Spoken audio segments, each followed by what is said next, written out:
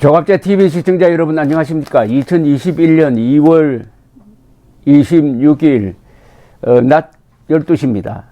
문재인 대통령이 저지른 수많은 과오 중에서 가장 치명적인, 이 국가에 대해서도 치명적이고 본인의 명예에 그리고 본인의 앞날에도 치명적인 것은 대한민국의 정통성을 부정하기 위해서 역사적 사실을 조작했다는 사실입니다. 즉 1948년 8월 15일 대한민국이 건국된 것을 부정을 하고, 그리고 그렇다고 1919년 상해 임시정부 수립을 또 건국기념일로 하겠다고 해놓고 약속도 지키지 않고, 그리하여 대한민국을 생일 없는 나라로 만들므로써 오히려 한반도에서는 북한 노동당 정권이 더 정통성이 있다. 그래서 김정은은 국무위원장이고 자신은 남쪽 대통령이라고 이렇게 말하는 사람입니다. 이것은 반국가적이고 반역사적이고 반사실적인 반역적 역사관을 갖고 있습니다. 반역적 역사관을 가진 사람은 반드시 헌법을 부정하게 되어 있습니다. 대한민국 헌법은 대한민국의 현대사 그 정통성 위에 서 있으므로 정통성을 허물어 버리면은 헌법 정신도 무너지게 되어 있습니다. 그런데 어제 참 통쾌한 판결 하나가 나왔습니다. 문재인 정권, 사실은 문재인 대통령이 주도한 거죠. 이런 역사 조작에 가담한 교육부 공무원들에게 법원이 징역형을 선고를 했습니다. 사실은 이게 가벼운 형인데 이거는 엄중하게 다뤄야 됩니다. 국가보안법으로 충분히 처벌할 수가 있습니다. 즉 1948년 8월 15일 대한민국 건국이라고 써야 되는데, 이것을 정부 수립이라고, 건국이라고 썼던, 대한민국 수립이라고 썼던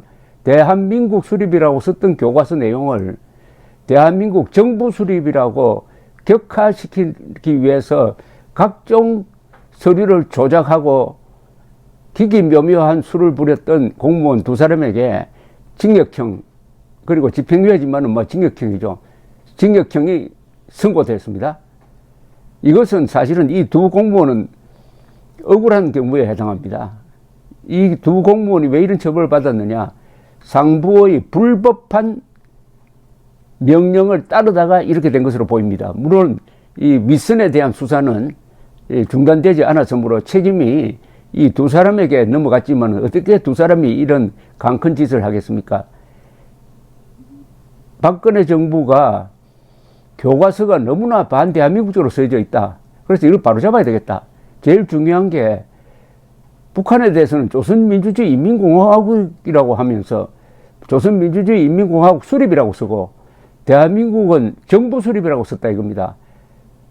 국가와 정부는 다릅니다. 국가보다는 정부가 계급이 낮아요.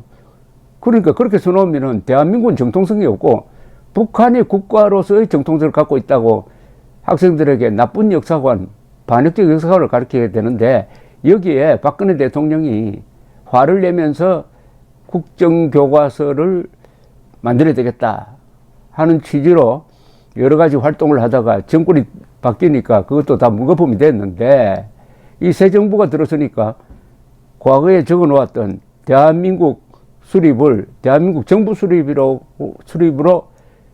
바꾸는 과정에서 각종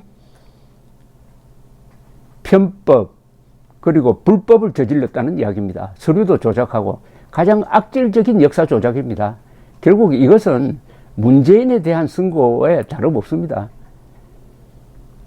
대전지법 형사 5 단독 박준범 판사는 직권남용, 사문서 위조, 교사 등 혐의로 기소된 전 교육부 과장 A씨에게 징역 8개월에 집행유예 2년을 선고했습니다. 이거 상당히 약한 형입니다. 그러나 어쨌든 형식 면에서 역사 조작에 유죄를 선고하는 거니까 이 의미는 굉장히 큽니다. 이거는 문재인에 대한 유죄 선고라고 봐야 되죠. 그간 교육부는 집필자들이 자율적으로 수정한 것이라고 주장해왔지만은 이 교과서는 무슨 교과서냐 하면은 초등학교 6학년 사회교과서입니다. 초등학교 6학년 사회교과서에 국가가 정부가 압력을 넣어서 그렇게 된 게 아니다. 집필자들이 자율적으로 수정했다고 했는데 이게 전부 다 거짓말로 밝혀졌습니다. 어제 선고는 이렇습니다. 교과서 수정, 기획, 여론조작, 집필자 패싱, 협의록 위조 등 전 과정에 교육부 공무원이 불법적으로 개입했다. 그러니까 역사를 조작하는데 그 조작하는 방식 또한 불법이었다 이겁니다. 이 A라는 사람은 교육부 과장인데 교육부 교과서 정책 과정으로 있을 때인 2018년 문재인 출범 이후입니다. 초등학교 6학년용 국정사회교과서 내용을 213곳에서 수정을 했는데 이 집필 책임자인 박용조 진주교대 교수의 동의를 받지 않고 그렇게 했다는 겁니다. 않고 마치 동의를 받은 것처럼 조작을 했다는 겁니다. 당시 교과서에서 대한민국 수립 문구가 대한민국 정부 수립으로 바뀌고 북한은 여전히 한반도의 평화와 안보를 위협하고 있다는 문장이 삭제되는 등 현 정권 입맛에 맞게 수정된 것이 아니냐 하는 그때 지적이 주로 조선일보를 통해서 막 나왔던 그 사건입니다. 이때 박 교수는, 집필자인 박 교수는 나도 모르게 정권 입맛에 맞게 교과서가 수정이 되었다라고 폭로를 했습니다. 교육부는 집필자들이 자율적으로 수정한 것으로 우리는 내용을 전혀 모른다고 또 거짓말을 했어요. 거짓말을 듣기 위해서. 그러나 어제 1심 재판부는 교과서 수정 과정에서 이 교육공무원 과장 A가 각종 불법 행위를 저질렀다는 점을 인정을 했습니다. A는 우선 2017년 직원인 B 연구사에게 민원이 있으면 교과서를 수정하는데 수월하다면서 가짜 민원을 국민신문고에 접수시킬 것을 지시했다는 겁니다. 이걸 이렇게 대한민국의 정통성을 훼손하는 방향으로 역사를 조작하려고 하니까 여론이 좀 일어나야 한다 해가지고 가짜 여론까지 만들었다는 겁니다. 이런 범죄 집단이 어디 있습니까, 이거? 이 교육부가 범죄 집단입니까? 사기단입니다, 사기단. 박용주 교수가 정권이 바뀔 때마다 교과서를 고칠 수 없다고 그렇게 수정을 거부하자 다른 교수가 대신 수정을 맡도록 했다는 겁니다. 집필자 놔놓고 다른 사람, 만만한 사람을 불러다가 고치도록 했다는 겁니다. 이 A 과장은 출판사 담당자에게 교과서 수정을 위한 협의록을 위조하라는 지시도 내렸답니다. 교과서 수정을 하려면 절차를 밟아야 되는데 협의록이 필요한데 협의록도 위조하라고. 이게 대한민국 교과서, 그러니까 대한민국 교육을 책임진, 더구나 역사 교육을 책임진 자가 하고 있는 행태입니다. 이런 사기단은 무슨 금융사기단보다는 훨씬 더 악질이죠. 금융사기단은 돈을 빼앗아 가지만 이것은 대한민국 영혼, 미래 세대의 영혼을 훔치는 사기입니다, 이거. A씨는 또 출판사 담당자에게 교과서 수정을 위한 협의록을 위조하라는 지시를 내리고 또 A씨는 B 연구사에게 박용주 교수가 이 협의 과정에 참여한 것처럼 또 꾸미고 그렇게 하기 위해서 박 교수 도장까지 도둑날이를 시켰답니다. 도둑날이. 뭐 도장을 가지고 와가지고 마음대로 찍었다는 이런 이야기를 해요. 이렇게 수정된 사회교과서는 전국 초등학교 6,064곳 학생 43만 3,721명에게 배포돼 교재로 쓰이고 있다고 합니다. 43만 명의 학생들에게 북한 노동당 정권이 정통성이 있고 대한민국은 정통성이 없다 는 것을 가르치기 위해서 이런 수많은 조작을 했는데 어떻게 징역 8개월 집행유예 2년입니까? 너무 약합니다. 재판부는 교육부 수정 요청을 한 차례 거절했다는 이유만으로 편찬위원장을 완전히 의사결정에서 배제했다면서 피고인은 미래세대 교육을 책임지는 교육부에서 중요한 사무를 담당하던 중 이런 범행을 했다. 재판부는 또 B 연구사에게는 징역 6개월에 집행유예 2년, 출판사 담당자는 벌금 200만 원 선고하고 선고유예를 내렸습니다. 그러나 이 교육부 장관 이 위선으로의 수사는 진행되지 않아 가지고 마치 두 사람이 개인 범죄를 저지른 것처럼, 아니 돌지 않았으면은 이런 짓을 하겠습니까? 이런 무리를 하겠습니까? 역사를 조작해 가지고 대대손손 욕을 먹을 이런 짓을 상부 명령 없이 하겠습니까? 그런데 상부에 대한 수사는 없었다. 당시 교육부 장관이 김상곤이란 자네요. 김상곤이란 자가 지시를 했다는 이런 쪽으로 수사를 확대를 해야 되는데, 검찰의 수사 의지가 약했다는 이야기입니다. 그러나 어쨌든 역사 조작에 중요한 판결을 내렸고, 이 사안이 가장 중요한 역사 조작입니다. 2016년 8월에 말이죠. 2016년 8월에 문재인 대통령이 페이스북에 올린 글을 하나 제가 소개해 드리겠습니다. 지난해 국정교과서 논란 때 건국절의 정의를 둘러싸고 박근혜 대통령과 날카롭게 대립했던 문재인 전 더불어민주당 대표는 지난 8월 2016년입니다. 박근혜 대통령이 이 광복절 기념사에서 건국이란 1948년 건국이란 말을 쓰니까 페이스북에 이런 글을 올렸다라고 언론에 보도가 되었습니다. 헌법은 대한민국이 3.1운동으로 건립된 대한민국 임시정부의 법통을 개성한다고 명시하고 있다. 재헌헌법은 3.1운동으로 대한민국이 건립됐다고 밝혔다. 지금까지 대한민국 역대 정부는 1948년 8월 15일을 건국일이 아닌 정부 수립일로 공식식 표기해왔다. 요즘 대한민국이 1948년 8월 15일 건립되었으므로 그날을 건국절로 기념해야 한다고 주장하는 사람들이 있다.